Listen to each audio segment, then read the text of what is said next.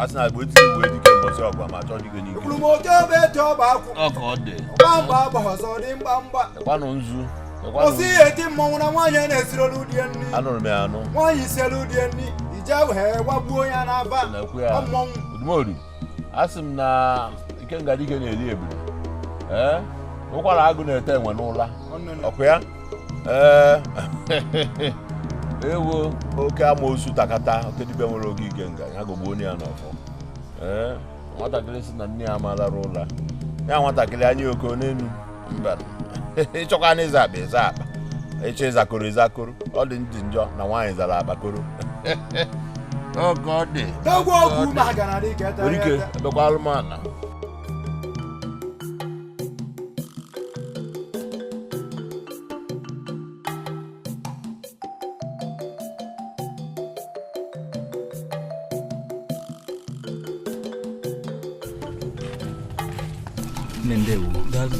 Hey, kezi ihunu na egwuru mikpere nana.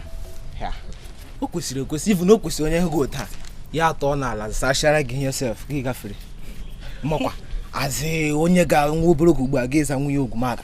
Nne, ya kwuru bụ eziokwu. Ogwumaga na bi igwe obodo a. Anyị foge anyị kene gị ka lọlọ. Hey. Ewo. Mana ọ bụkwa na ekwesịrị ekwesị. Mama ji o kwesịrị kwefisi ofe. Ịmakwa genti ma agwa gị eziokwu. Even some girls na this village the jealous ha chọrọ in position ya nọ na. Even mo na onwe mgburu nwa self ama like in na position ya. Na. Okay, nsogbu adịrọ. Daalụ o. Unu nwere ọfụma. Nsogbu adịrọ. Bye bye. Ka anyị bịagawazie. Ngwa.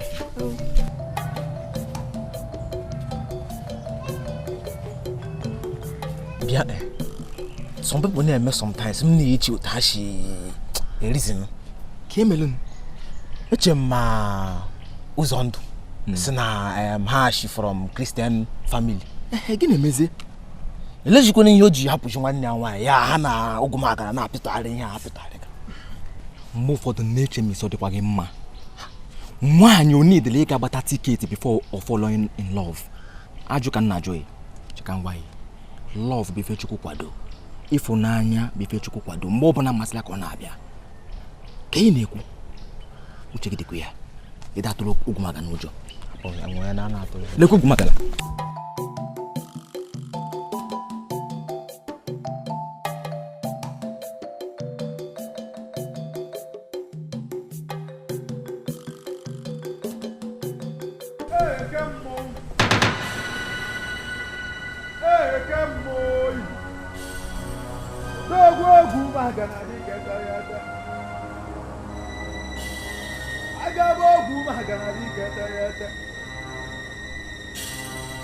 Ekwu ma honoro ọbata ekwu ya si.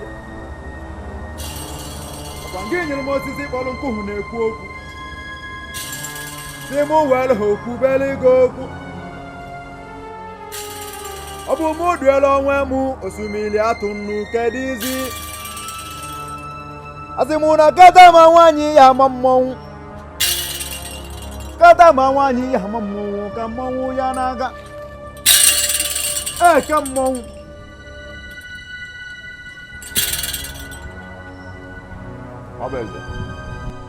Nwa bụ eze na anyị kachi obi egwu atụrọghị egwu atụrọghị gị bụ egbe gị bụ nkwọ tụọ buru ọkụkọ marakwa na ọkụkọ ejebe ọgụba egbe kwe na anụ nna agwa gị a sị nga ejene na anaghị wee kachie ntị jebe na ya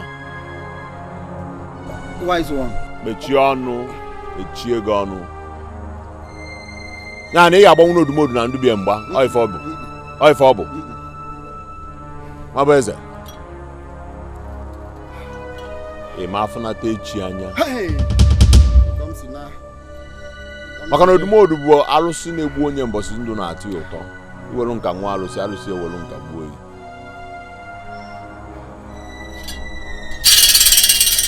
bikonu ọ bụrụkwa na m chiri ntị o biko o nwere ife dị n'ụlọ mụ na ụmụ m yeri m sị ka m bịa welete ofe ihe bikonu wise one. Hey anwụọla m ọ ka m si jee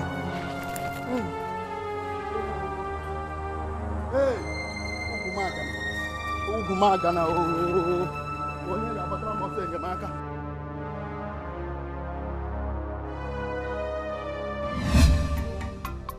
Nwanyị ọma, biko ife ahụ m gwara gị kịta ọbụla si ife mere biko na agụrụ ji my family enwere ife nọ n'ụlọ m gaa na ubi ebe a kọrọ ubi ka m weta ihe family m ga-eri ọgwụ na enweghị ife ọzọ biko nyere m aka yọ ya o ndụ m dịkwa steeki biko ịma ka o si eme ọgwụ na naanị gị bụ onye nwere ike ịgwa ya okwu ọda ji ga-ege ntị ọfụma biko onye mere m ji na-agwa gị ka yọrọ m ya anụgo m ihe ikwu ị na-achọ ịgwa m n'ọsọ si ha ịgwa m kịta bife m o nwere ife ọzọ nwanne m maka chukwu kere mụ na gị onwe ife ọzọ ọ gwụchana nsogbu adụrụ aga m agwa ya okwu nsogbu adụrụ isi ike mana ofu ihe ọzọ kachasị mkpa bụ na ihe ejisi ike biko ayọ ka m ka na-ayọ ihe ejisi ike ka ije ruo na shrine before him o bugo ụzọ ruo ebe ahụ ndụ m agwụna biko a nakwa m nsogbu adụrụ na onwe gị nsogbu adụrụ isi ike ka ọ dị biko ihe ọra m ya biko nwaanyị ọma aga m ayị ya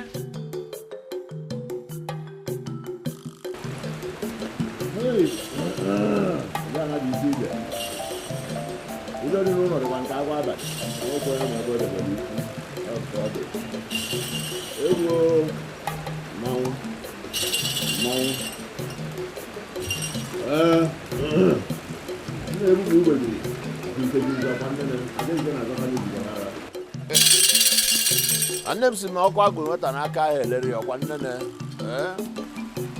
ụmụaka n'okpoko wee na-azọ ọgbọ okpoko si ya na iwe isi ejirakwa n'otu a bụ na nne na nna ya nwụrụ ya nie ya n'isi na na-adọrọ mgbe nwa ọ dị egwu atụfu a na agha afụ ndị mmụọ ebupụ igbegiri afụ ichekiriche na kirike na-azakwa n'izu ka ghara ịfụrụ agba ude na ọkwara awọrọ ndị mmụọ ọkwa nnene arọ ibu na agụ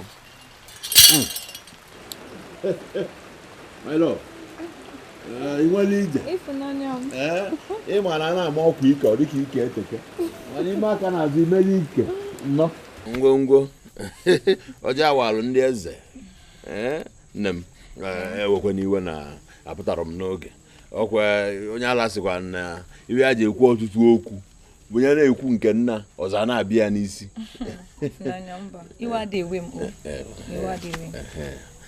ya kedu iwe mma emele ihe nji maka wee bịa bụ maka nwa bụ eze ọkwụ maka anaghị isi nwa bụ eze n'abalị ọ bakwa na ana ahụ wee jee kpati ya na ụmụ ya ga-eri gwachọọ m ka eweli iwe obiko jiri maka m kwesị na efu m n'anya ịma na ara ejikwe nna nwaanyị amaka wee ọrụ ube edola alụsị ọkwa nne asịkwa na anaghị eme mgbago si mewe mgbada na ọkwa nwa na-ababụ iwe ụtọ dị n'arụ nwaanyị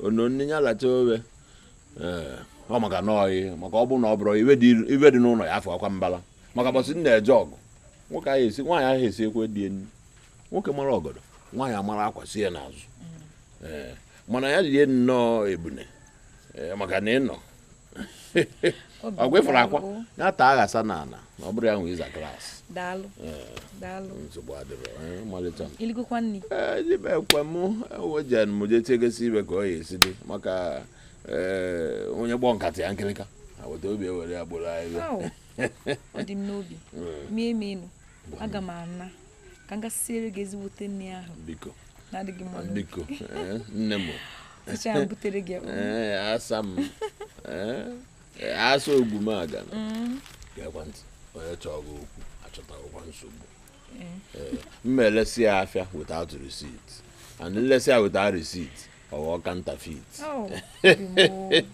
ngwa jesi elu m biko jebe ka abịa na ntị na-esekwa okwu ena iwe na-ekwu onye si elu n'ụzọ si ya na ogwu m aga na nọkwa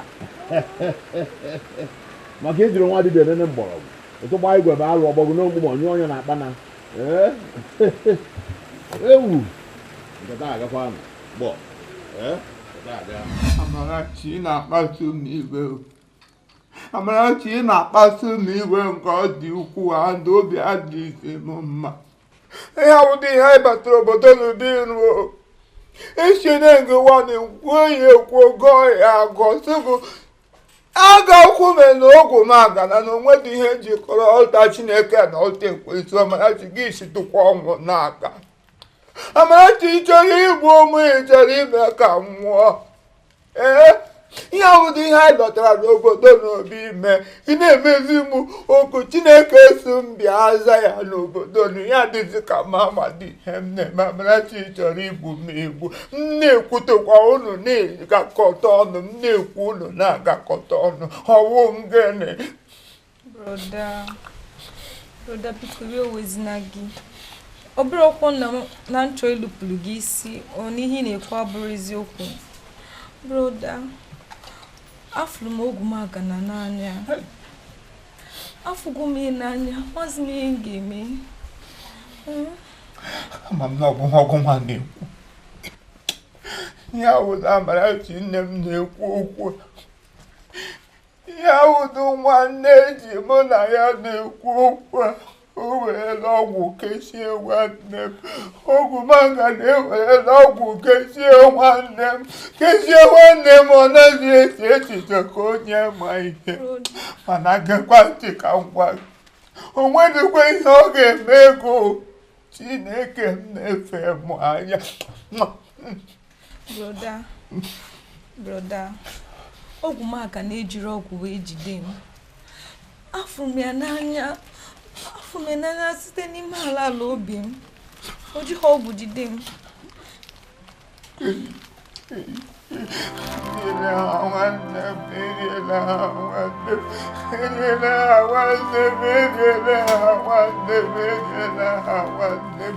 Hey, Chineke na-ebi n'ọbịa napụtara m nwanne m. Chukwu okike na-ebi nọ, Chukwu okike na-ebi nọ. Ọgwanye gbara m okwu ọmaka gbara m okwu. Napụtara m nwanne m, napụtara m nwanne m, napụtara m nwanne m.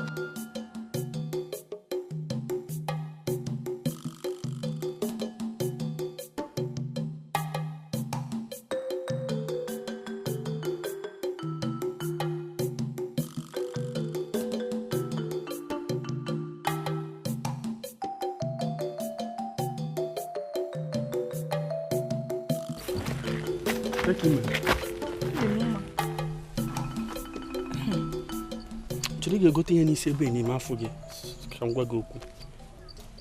Ka ebe ị na-eje?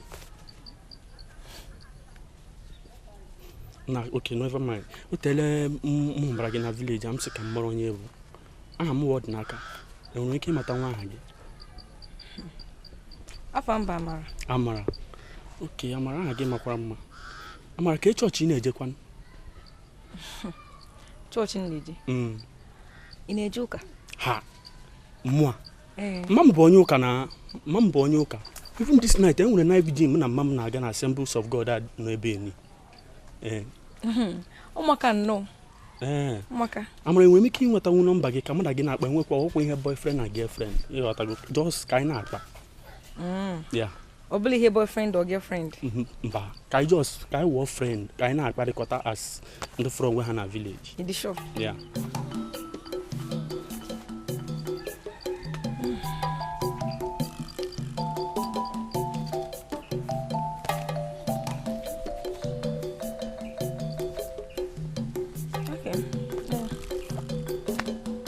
Can you say hi again? Amara.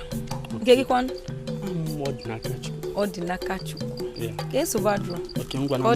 Bye bye. Bye bye.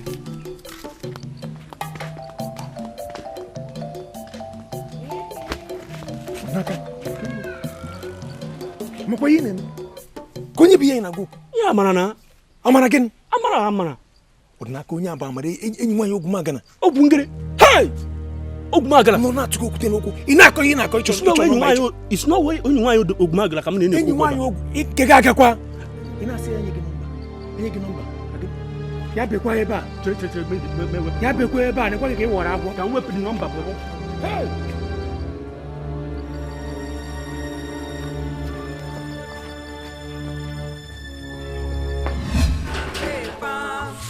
ọtụtụ mmadụ amalitewo imegide m. Ha na-asị na onweghị mgbapụta m nwere na gị, ma n'ime gị ka m tụkwasịrị obi m niile. Chimekwekwala. Ngwa bịa ka gawa na mmiri abịawala. Gawa ebe lebe ma m gaji. Anyị gaje ekpere, anyị gaje ma ntị, anyị ga-aga jisasụkwa ozi ọma. Ọwụwa ihe anyị gaje.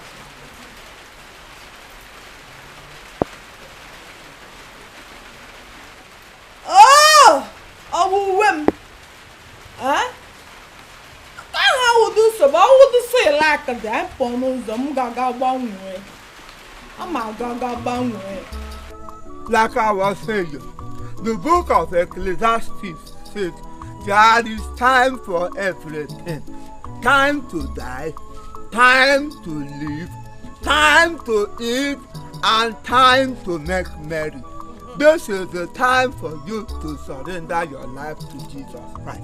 Akwụkwọ Ecclesiastes ya kwụsịo na enwere oge for ihe niile. Enwere oge eji amụ nwa, nwekwe n'oge eji alụ di, nwee oge eji ekupụta ihe ubi. Akwụkwọ nsọ wee gaa n'ihu sị m gwa gị na ihe awa oge ị ga-eji wee were ndụ gị dị ka nwa agbọghọbịa nyefee ya Chineke n'aka. Ọ sị, whose report are you going to believe? Is it the report of a man or that of God?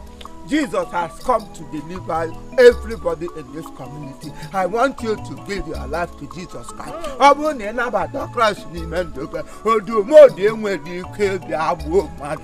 Odumodu has no power in any human being because he did not create anybody. So give your life to Christ and make him your friend. You will see things will fall in pleasant places for you in Jesus' name. I want you to lift up your hand. So let me pray for you. Maka na Christ wee zokwu ọ bụ ya bụ ndụ gị were ndụ gị nyefee Chineke n'aka. O nwere ihe odumodu ga-eme. Ịnụla ihe m Ịgbalịala. Anụla m ihe niile ikwu. Achọghị m nsogbu ọdụmọdụ. Achọghị m nsogbu ọdụmọdụ, biko alawala m. Biko ịgbalịala nna onye preacher. Chineke na ha akpọ gị oku gị na-akọ akwụkwọ odumodu matara ekwensu ma ọsọ ha ya. Jesus must be honored, must be honored, must be honored. My Savior must be honored in my life every day. Hallelujah. Jesus must be honored, must be honored, must be honored. My Savior must be honored in my life every day.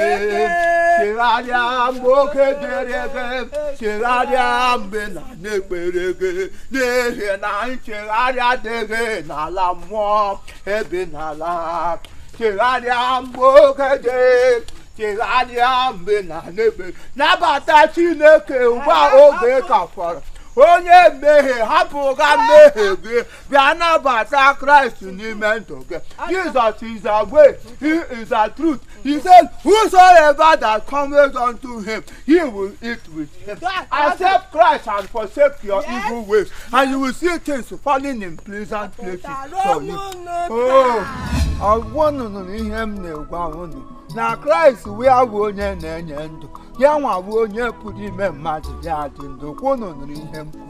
Unu ga-ekwenye na Chineke. Accept that Jesus died in the cross of Calvary because of you and me. And for that reason, Odumodu has no power over your life in Jesus' name. Amen.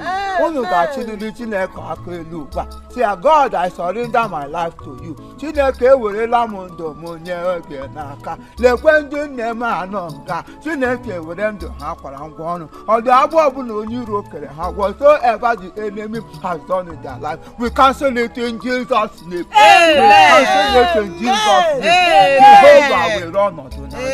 Ya will run unto now. Ya will run unto now. Ezinụlọ unu ga-enwe ihe. Udo ga-abata n'ezinụlọ. N'aha Jizọs. Thank you, Jesus. Thank you, Lord. Begin to wave your hands. Thank you, Lord. Ihe anya na-ahụ na-edu ya ụwa amaghị na Chukwu nke igwe bụ ebe ndụ dị. All right, thank you very much. This is Chief Imo and his crew. We beg all of you to keep subscribing to our channel, Chief Imo Comedy on YouTube. As you do that, God will bless you. God